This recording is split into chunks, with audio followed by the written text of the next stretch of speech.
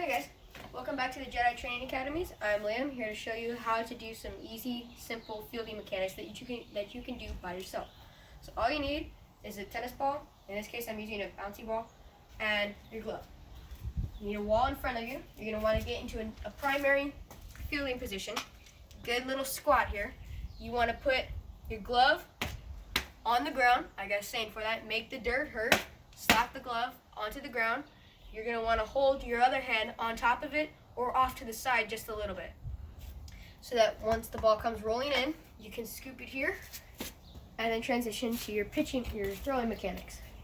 So on the wall, what you can do, get into your position, put your glove here, you can throw it and receive it.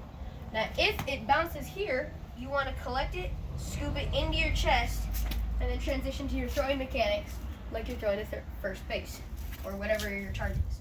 So all you gotta do is come here, do that loads of times. You want to do this for about a good 30 to 45 times. That gets what's called muscle memory worked in.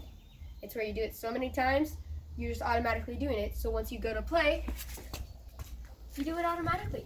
No hesitations. That's how you feel.